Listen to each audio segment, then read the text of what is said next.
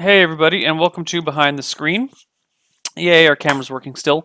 Excellent. So, Behind the Screen, for those of you who don't know, is a show I do where I plan out a D&D campaign, which I will do with my group of friends that I play with every other Monday night. It's a live game. We play in the city. We don't broadcast it. There's no footage of it. You can't find it anywhere. You never will be able to, so don't worry about that. But part of what I do for that is I go through every day before we start, and I kind of plan out what we're going to do that day. The group of people I play with are fairly slow and methodical, and they're playing. They joke around and have a lot of fun. We don't stick to the story very heavily, and we kind of just screw around a bunch. So we generally don't have to plan very much. We can plan like small segments at a time, which makes us really nice for doing behind the screen episode. So last we met our intrepid adventurers in behind the screen, which we don't have a proper overlay for, but we will do this one. They were hanging out down here at Fort Redbeard, where one of the guys just got married. He got married to General Redbeard's daughter, and then she got right before they got married. She got bitten by a werewolf, turned into a werewolf. There's a big werewolf thing that happened. They chased down the rest of the werewolves, and that story's over. The new story is now that there are these wyverns that have been harassing the coast of Lake Tasia, right? So, um, what happens then is General Redbeard moves out with his army to protect the villages along the western shore of Lake Tasia from marauding wyverns from the west. The army splits up to defend the different villages, but did not have enough troops to make a strong attack against the wyverns, and they barely have enough to hold the towns.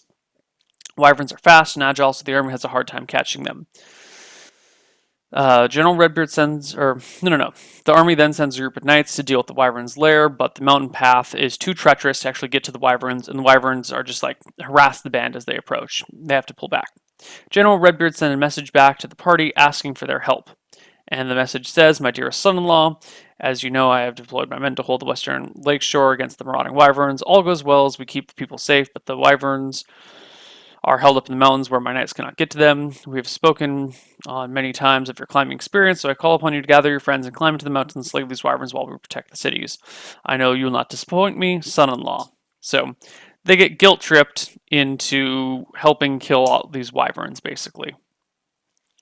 Um, and last we played, I think they got the letter and got their climbing gear and started heading out this direction, but that's pretty much as far as they got. They haven't actually encountered anything, and they've just barely started climbing through the. I don't even think they got out this far. I think they're still in Fisher's Point or something. So we have plenty of room to do whatever we want. So what do we want to do here? Well, instead of this is a pretty short campaign. You know, it's just find the wyverns, kill the wyverns. There's nothing fancy going on here. I like to do a couple of like short little things in between my epic campaigns. So maybe these wyverns can lead into something bigger. Yeah, let's say these wyverns are the stepping stone into a bigger campaign. These wyverns are being, I don't know, wyverns got let loose by something else somewhere. Like, we'll worry about what they step into later, okay? Next episode of Behind the Screen will go into the backstory of why these wyverns are here and what that means for the larger story at play, which we're just making up right now. Because right now there is no larger story. But what should we do with these wyverns? Oh, you know what? There we go. What should we do with these wyverns now that we have them? Well, let's draw up some sort of detailed map. Do we want to do a detailed map? Let's make the combat interesting. Let's say, What should we do for this? How do we want this to play out, chat? Let's see. Let's not worry about the wyverns. Let's worry about what do we want to draw out the map of their lair? Do we want to plan some sort of ambush? Are the wyverns going to hit them at some point? What do we want to do with these guys?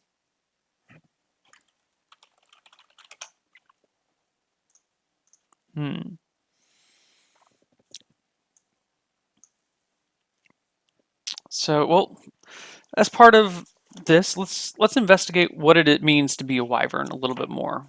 Okay, let's learn about wyverns while we figure this stuff out. Come here, wyvern. Where are you hiding? Wyvern. Excellent. A distant cousin to the dragon, the wyvern is a huge flying lizard with a poisonous stinger in its tail. See, they kind of have scorpion-like tails. See, that's a wyvern. Whoops. There you go. The 35-foot long, dark brown to gray body of the wyvern is half tail.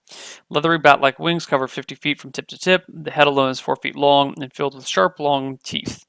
Unlike the dragon, only has hind legs, using them the same way a hunting bird would. The tip of the tail is a thick knot of cartilage from which a 2-foot-long stinger protrudes, very much like that of a scorpion. The eyes are red or orange. Wyvern does not have a strong odor, although its lair might smell of a recent kill. These beasts can make 2 sounds: a loud hiss, which sounds like a hot sword plunged into water, and a low, deep-throated growl, much like that of a bull crocodile. Let's see, combat we don't need to read about, other than they like to ambush people. Habit/society. The wyvern is a solitary creature, nesting only with its mate and young. It tends to lair on mountainsides that overlook forests, jungles, or sometimes plains. A wyvern makes its lair in large caverns that can be found in such places, staking out territory about 25 miles across. If game is sparse, it will hunt with a small group of its own kind. Only young wyverns attack others of their kind, usually to establish new territory. Older wyverns settle disputes in an unknown manner without actual combat. Some wyverns have been known to work with evil dragons. Usually these dragons completely dominate the weaker and smaller wyverns. An adult wyvern consumes an equivalent of man-sized to large creature once per day. The equivalent of a man-sized to a large creature once per day. This could translate to a horse, a pig, or a handful of sheep. While it eats them whole, the bones are not digested, and neither are metal objects. The wyverns only eat carrion if desperate. The wyvern has no natural enemies, although it would not be a match for certain powerful creatures. It is noted for the foul taste of its flesh. No one has found a way to cure its hide, and the bones are light and brittle to aid in flying. Certain parts of the body are used by spellcasters as spell components for which they will pay a reasonable price. Well, it doesn't tell us much about them.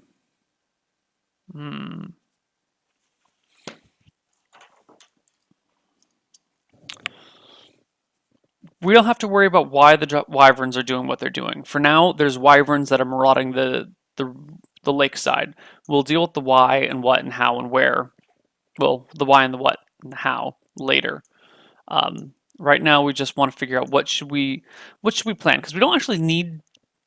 There's nothing that needs planning right now, because the party, we still have enough plans to cover today's episode, or today's adventure.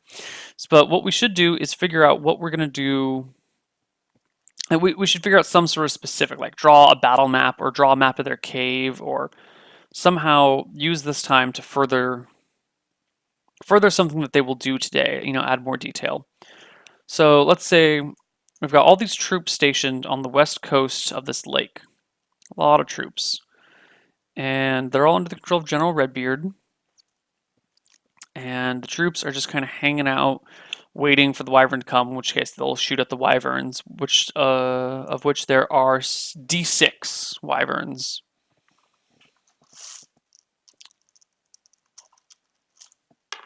There are 3 wyverns.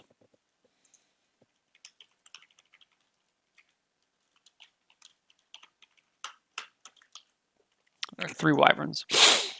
And the 3 wyverns are harassing these people, the army, and the party is going to go and do what? They're going to walk up there. They're going to find out. Oh, no. So the party took a boat over to one of these places. That's what happened. And they spoke with General Redbeard and some of his officers. And the party has marched out across the hills and plains to the mountainside. That's where we are. They're on their way. Shit, did they already fight a wyvern?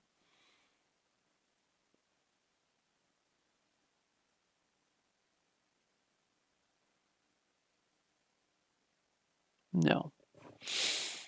Okay, actually, they're a lot closer than I thought than I remembered they were being. So we can actually let's look into the Y then, because they might actually finish up all the Wyvern stuff today. Um, so why are the Wyverns here?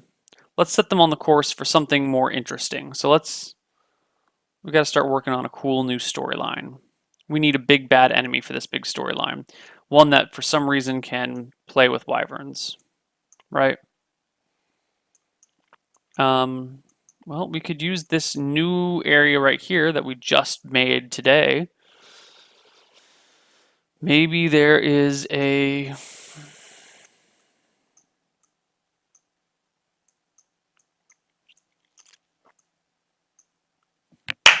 Got it. Here's our fucking storyline, guys. There is a intelligent magical item that has corrupted the minds of a few people. Well, mostly the person who has it. I don't want to keep using the term general, but the knight that holds Vantis. We got to give this guy a name. Who is the knight that runs the Lord of Ventus? You know, the guy who is in charge of the castle. Sir something or other. Sir what?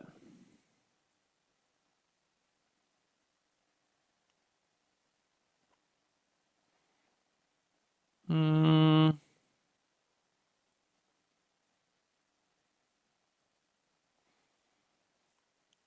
Sir... God, chat is coming up with a lot of good names. Hodrick. Sir Hodrick. Perfect, Sir Hodrick. That's such an innocent sounding name. Sounds like such a noble person, Sir Hodrick. So, Sir Hodrick is the knight in charge of the city of Vantis. And Sir Hodrick has been tainted by an intelligent and evil magical item. What is this magic item? It could be a sword. Sword's pretty easy, pretty classic. He found a magic sword somewhere, and it's been poisoning his mind and driving him to do terrible things.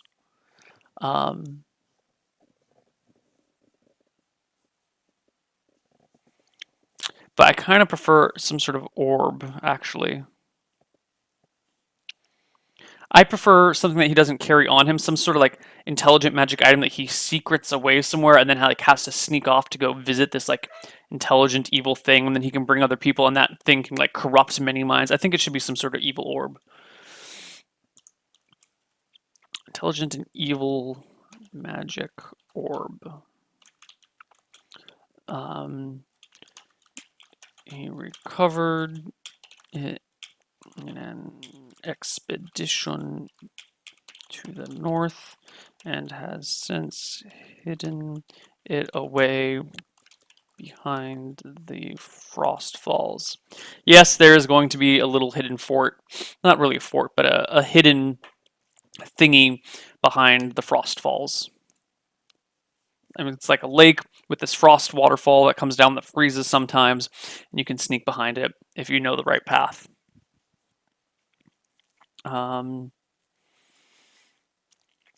Let's see. Frost Falls. What is this orb telling him to do?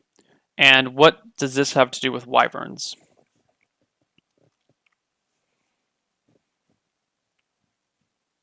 Perhaps the orb is controlling... No.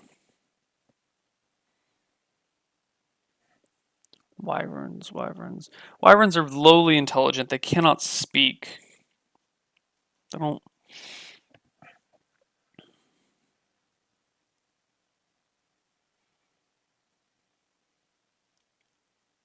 Alright, so here's what it is.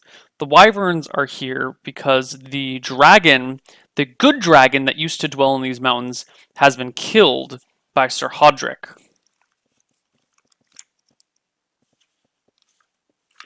What good dragon lives in cold? Tropical, subtropic, and temperate mountains and clouds? No.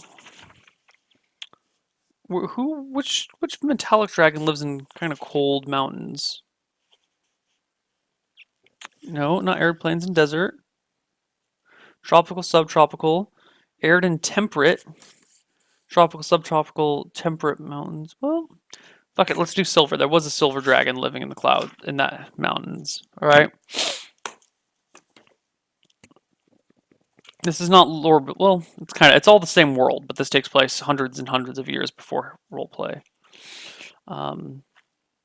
Maybe thousands of years. I don't even know. Since hidden away behind the frost falls. Hondrick, with the help of the orb, slew the silver dragon in the, oh god, what's this mountain range called? Highvale Mountain Range? Highvale Mountain Range. Slew the silver dragon in the Highvale Mountain Range,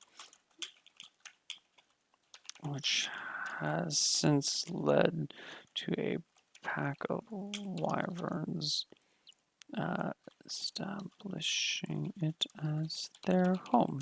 Done. Easy fucking peasy.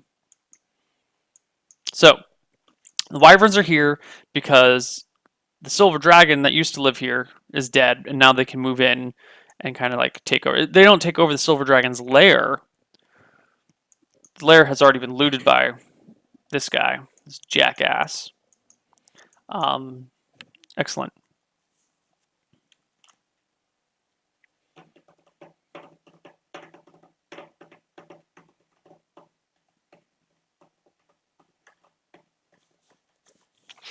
So, how... Actually, I don't know if I like this, because I want the death of the wyverns to then lead to another step. Like, I want that to be a stepping stone, like an introduction to this. But wyverns...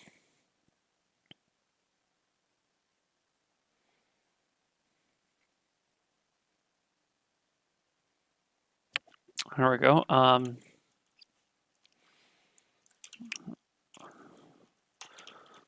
Hodrick used the wyverns as messengers and mounts. Well, as mounts for messengers. For his messengers and oh god, how do you spell courier? Oh god, that's so wrong. How do you spell courier? Thank you.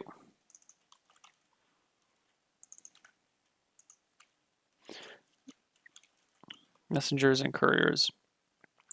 3 of them escaped and fled to the south to make their own home. Sweet. Yeah, so that's what happened. And you are thinking exactly what I was thinking. Dinostium, one of them, like if they go back to the lair, there's still going to be the saddle and trappings of that guy up there. So that's what's going on. So that's how we link the wyverns to Sir Hodrick. In the wyvern lair, there is a saddle with markings and trappings of Sir Hodrick, and what's this place called again? And Ventus.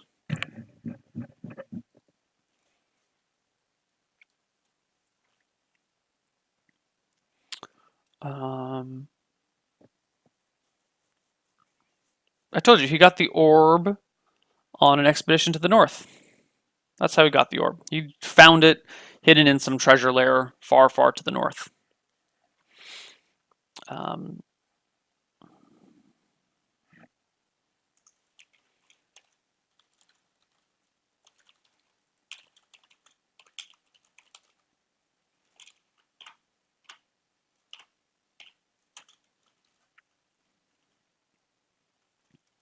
Sweet. So, now we've figured out why the wyverns are here. We've figured out how they're involved. we also know why they're raiding these towns, because they're recently free. No, we can get rid of this whole thing about Silver Dragon, which is since led. We can get rid of this shit about the Silver Dragon.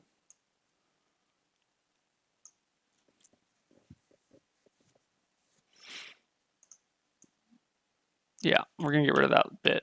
That doesn't actually make the story any better. Yeah.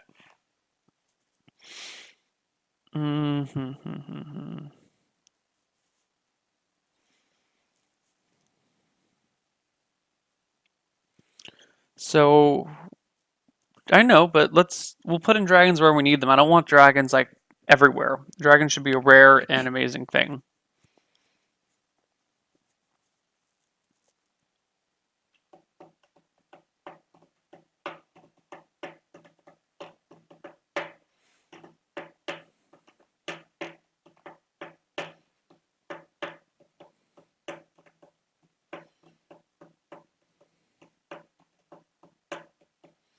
Interesting. Okay, I don't know if we actually need to do anything else here. Um, we already have the Frostfall. We have where he starts. Well, we have Sir Hodrick. We know where the Wyverns come from. We kind of know more about Sir Hodrick. I feel there's not much left to plan except to discuss things in and around Sir Hodrick, but I don't really feel like I want to do that right now. I think that would just be a problem. I think that we should wait until we see the players get closer before we start making those sorts of plans. Well, let's see. Is there anything else that we can do about these Wyverns? We could roll their stats and stuff, but that's not that big of a deal.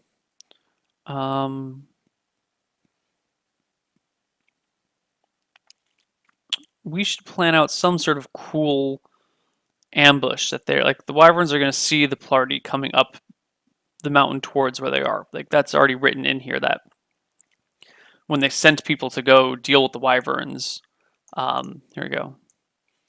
The Wyverns are just too good at harassing. So it's known that the Wyverns will attack people that try and get to their base. So the party has heads up. I'm not just like springing a trap on them that they can't see coming no matter what. Like they should know that there's Wyverns. I mean, they're going after Wyverns and they know the Wyverns have harassed people on the mountain pass. So it's okay to engage them there without more warning. So let's do we need to like draw a battle map or something?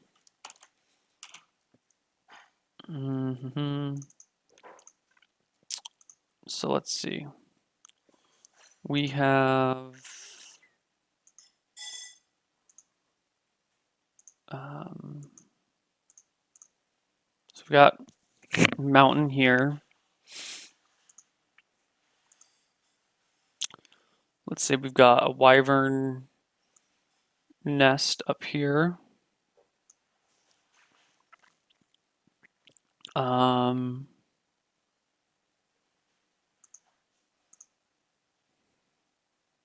Where's brown?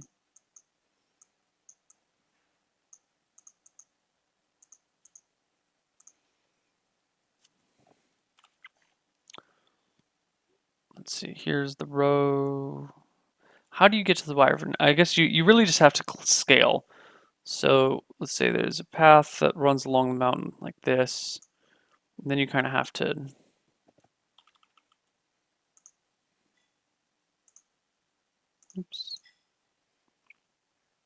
scale this.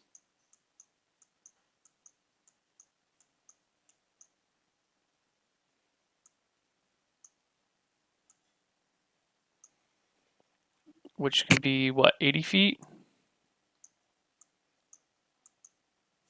Screw it. Make it 200 feet.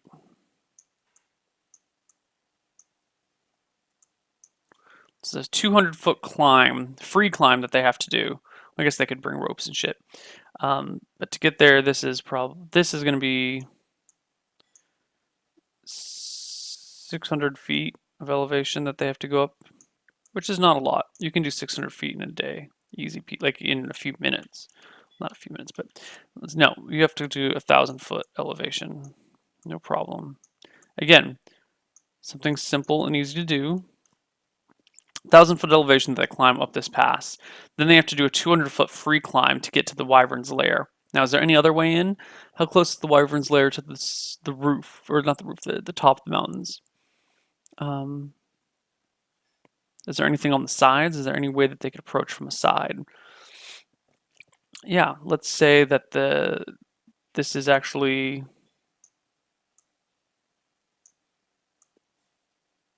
170 feet from the top, but then to get up to the top, they have to go a different path, which hasn't been, which no one knows about yet. And then they'd have to like walk along the top of the mountain, so it would just leave them really exposed. But you can do it. You can absolutely do it. Is there any other side where they can get close? This is really the only approach. But in theory, I guess you could come from something over here, which would be like 400 feet of like side scaling if you found some other path over there.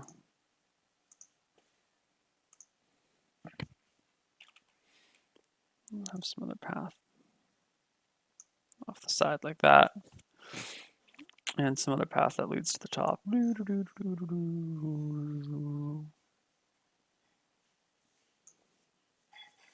Something like that. All right, so that's kind of how the Wyvern den is.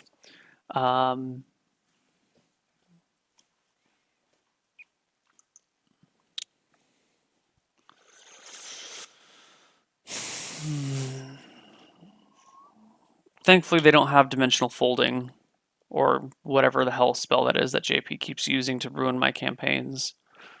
We've got climbing gear. Go get up there. Wyvern. So here's the question: is a Wyvern attack while they're mid-climb? That'd be fucking epic as hell. To have to fight the Wyverns off while they're holding onto the side of the. That's exactly what we're gonna do. We're gonna launch a Wyvern attack right here. Bam. Right when they're like this. Well, we'll hit them here. And then we'll hit them here. This will be first attack. This will be second attack. And the first attack, they're going to swipe down, do some stuff, and then back off as soon as they start taking real damage. Okay? So let's go.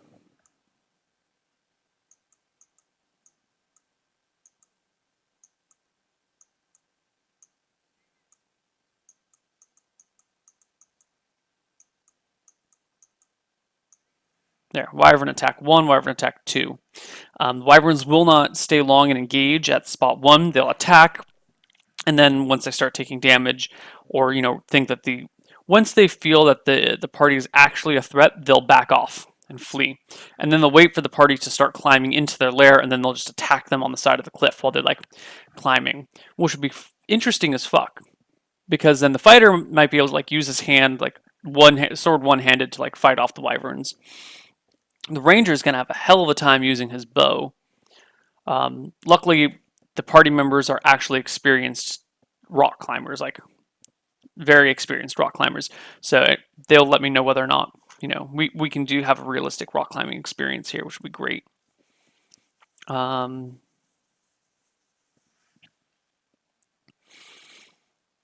just nerfed the stinger, so it's not save versus poison or die. That's dumb. I hate save versus poison or die, unless it's well known ahead of time that this is a save. A single sting from a single thwack from their stinger can kill you. Actually, they should be.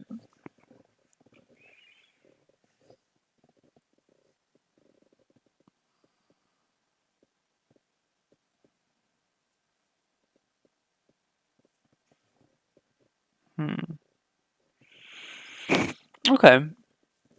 I'm digging this. So this is how it's going to be. They're going to Go over here, try and climb the wyvern, blah, blah, blah, blah. If they slay the wyverns and whatnot, or get into the lair, however, I guess in theory they could chase the wyverns off. The wyverns will not fight to their death for their lair. There's no eggs, there's no young in there, there's nothing important really. If they get in there, they find the saddle with the trappings and whatnot. There should also be some loot from the people that they've like attacked and dragged back here to feed upon. So there should be some broken up armor. There should be some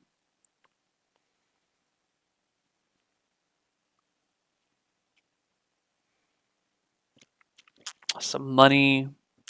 No magic weapons, no magic armor, maybe a potion.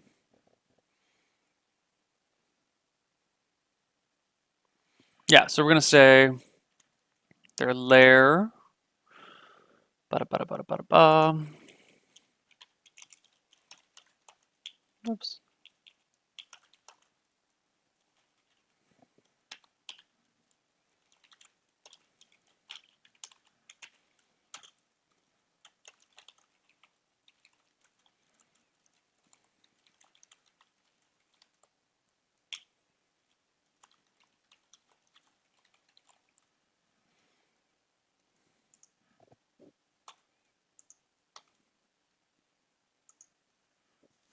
One healing potion, one potion of neutralize poison.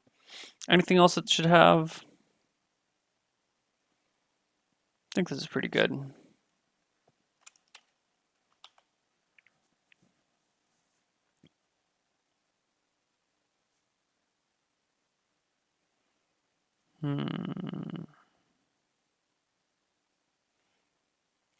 All right, I think this is good. I think we've planned this out sufficiently. Anything else? Let's go back to the world map for a moment. World map. Wyvern Lair is, we're going to say it's right here.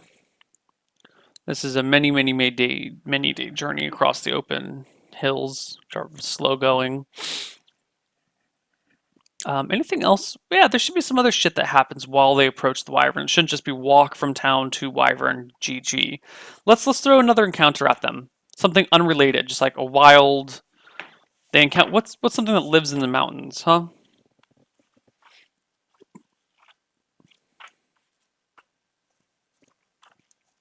Or not mountain. What lives in the hills that we can throw them against?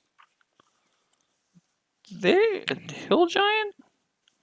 I don't think that. Well, they might be able to kill a hill giant. Hill giant just does so much damage in a single blow.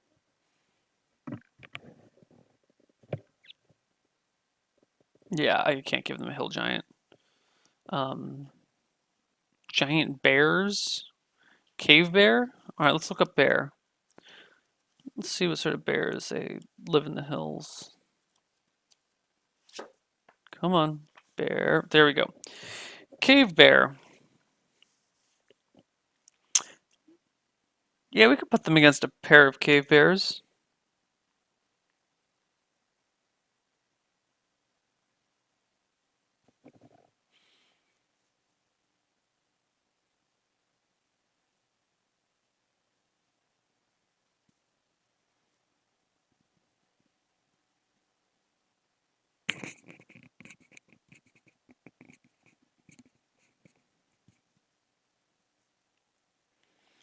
I just think that might be a little bit boring. Let's not do cave bear. Let's do some sort of giant fucking beetle. Like a rhinoceros beetle. Yeah, let's give him a fucking rhinoceros beetle. Alright, so a rhinoceros beetle is 12 feet long. This uncommon monster inhabits tropical and subtropical jungles. Well, shit. Okay, we're not doing a rhinoceros beetle.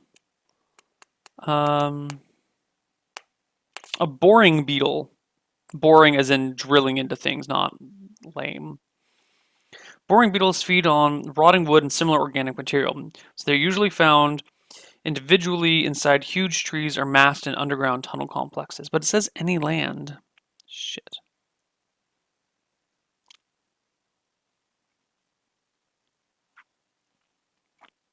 Whatever. Let's find something else. Let's find A boulette. Temper any terrain. Aptly called land shark, the boule, which is this guy, by the way. We're looking at this guy, seeing if he is worthwhile. Okay.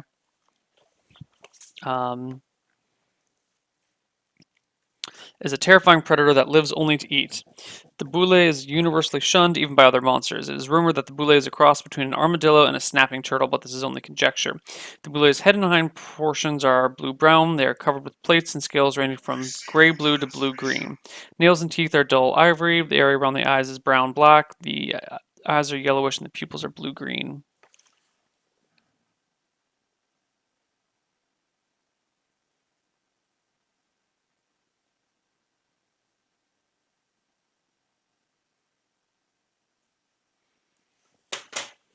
A boule will attack anything it regards as edible. The only thing it refuses to eat are elves. It dislikes dwarves.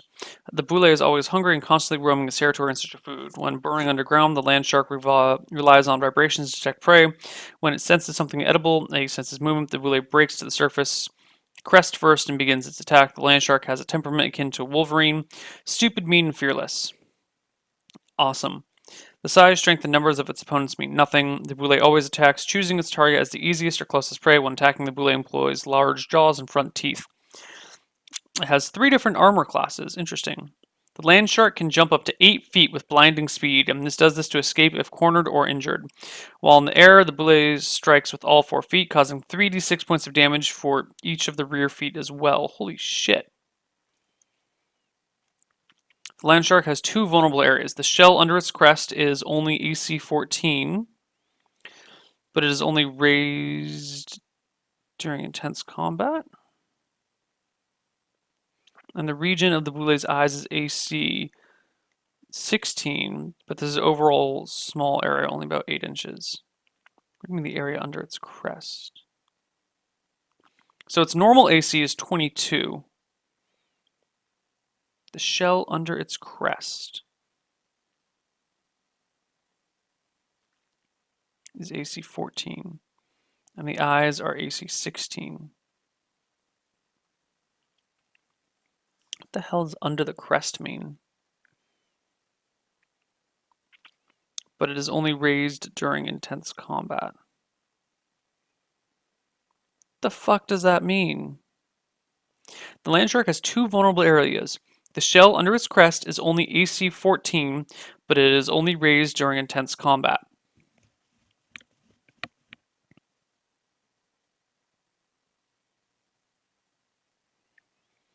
Chat, what does that mean? It's underbelly? If it was the underbelly, why wouldn't they say underbelly? Why would they say under its crest? And why would the underbelly be raised during intense combat?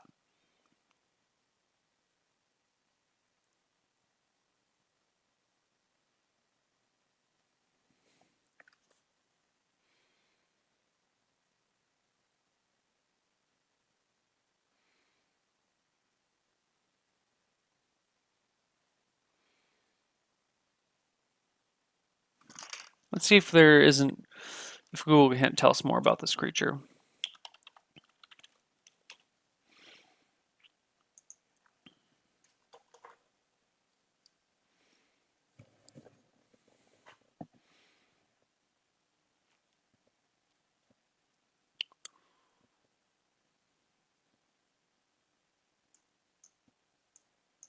Interesting to know.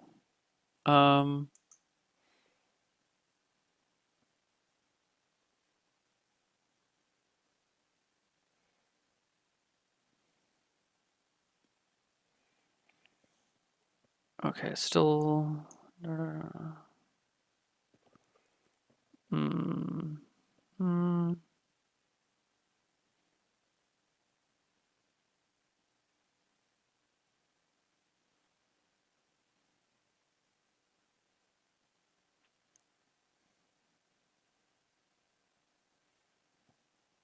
Hmm.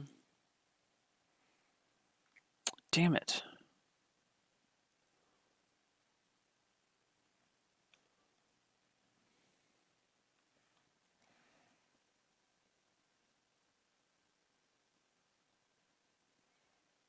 Under its crest. So I guess it means this area. So he only raises the crest in combat, and then the area underneath that is weak. So if you get behind or above, you can hit this weak spot, is what it looks like to me. Okay. Okay. Yeah. So it has this fin thing that it puts up, which I guess if you look at this picture, I guess what it's saying is that this crest is normally lowered down to here, but that in combat, intense combat, it raises the crest up, and then you can strike at the weak point, which is ridiculous that it exposes its weak point only during intense combat, but whatever. Okay, so normally it has AC 22, it has 3 attacks, I guess it's 2 front claws and its bite, but its bite does 4d12 damage, and it has +9 to hit. Holy fucking shit, I should put this against the guys in roleplay. It doesn't have a lot of hit points, but its damage output is ridiculous. Yeah, its bite does 4d12, and each of its front claws does 3d6. And if it does its like 8-foot jump, it can attack with all 4 of its claws. So that'd be four attacks that do 3d6 each.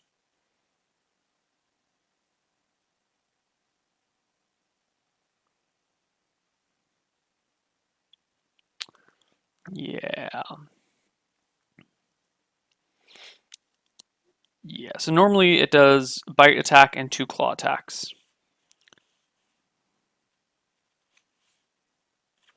That's way too powerful for this party to go against. Let's look for other creatures. Let's look for something else that would destroy this party in a heartbeat. They've already fought Displacer Beasts. No dragons.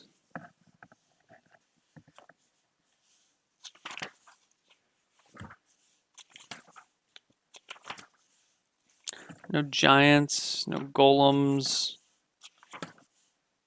no griplies,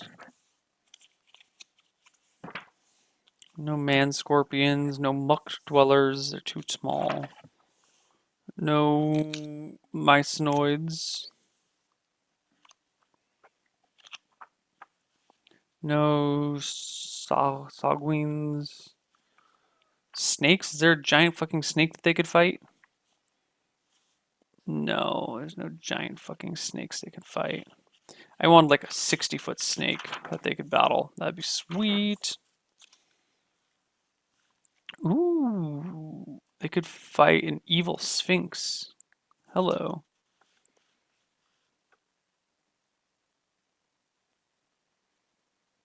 Warm Hills. So these would be the Hyracos-sphinx. Hyracos-sphinxes are the only evil members of their breed. They have the bodies of lions, but the wings and head of a hawk. They are always male. They speak the language of other sphinxes, and 20% also speak common. Hyracos sphinxes live in hilly regions exclusively, dwelling in caves overlooking the nearby deserts. Well, they delight in evil and sometimes gather bands of as many as 6 to do their vile business. Most often when a band of Hierosphinx is encountered, it is in hot pursuit of an Androsphinx, which they hate with all of their beings.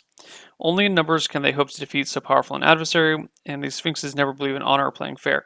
While it is true that a victorious Androsphinx sometimes lets the defeated flee in the vain hope that the battle may change the loser's dispositions, a defeated Androsphinx is always ripped to pieces when the Hierosphinxes are numerous enough and lucky enough to win the fight.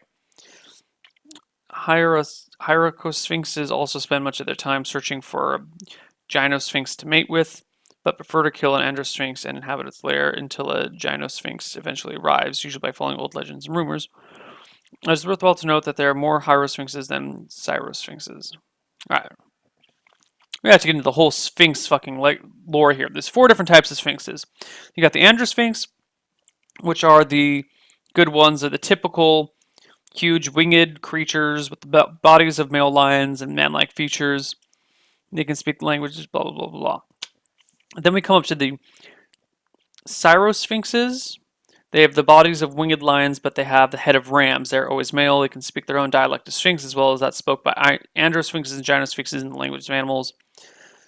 What the fuck are they supposed to do for?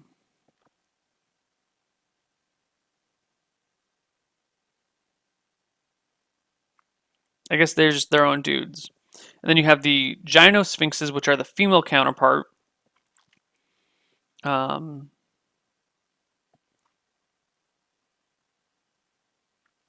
blah, blah, blah. And then you have the Hierocosphinxes, which are evil. So I think a band of, let's take a look. How dangerous would a Hierocosphinx be? They have 9 hit dice, which means they have 9d8 HP, the equivalent of a 9th level cleric in terms of life. They have armor class 19. They have +9 to hit. They do 3 attacks. Their claws do 2d4 and their bite does d10. They have movement rate on land that is slower than a human but faster than a dwarf. And they fly at 3 times the speed of a human walking. They appear in 1 to 6. Yeah, we could put them against a few sphinxes. Hierocosphinxes. They have low intelligence. What languages do they speak again? 20% can speak common. Their paws and sharp beaks are deadly in combat and have been known to swoop down on victims. They have the head and wings of a hawk, but the bodies of lions. Okay. So think about a flying lion with a hawk beak. It's pretty fucking scary.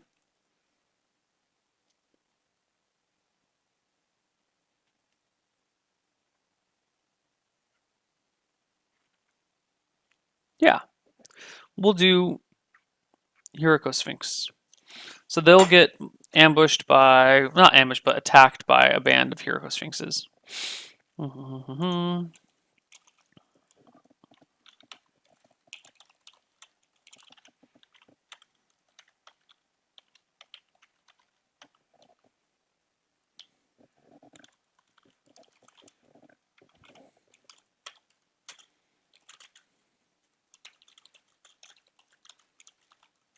Done.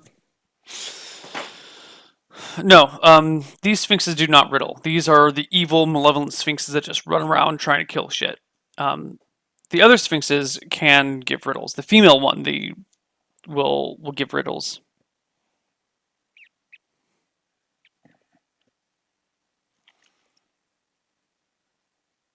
This book says hawk.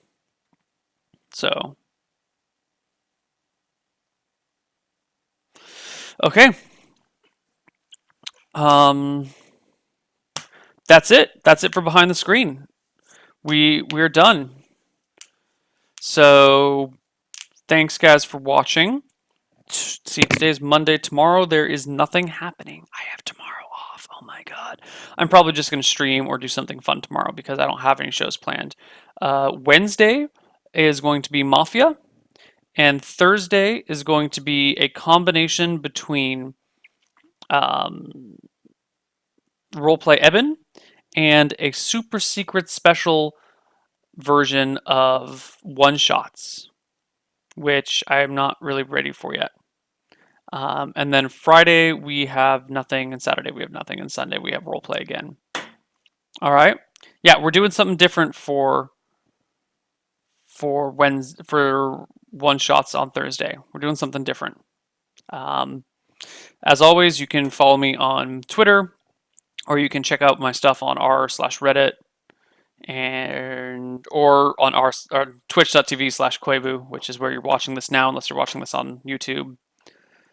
There might be Mafia Monday. I'd have to check with the other people, but if so, I'm not running it because I'm doing something else. And that's about it. r/Koivu. Did I say r/Reddit? r/Koivu. My shit's on r/Koivu. Ha ha ha ha. All right, guys. I'll see you later. Good luck. Have fun with all your gaming and stuff. Bye bye.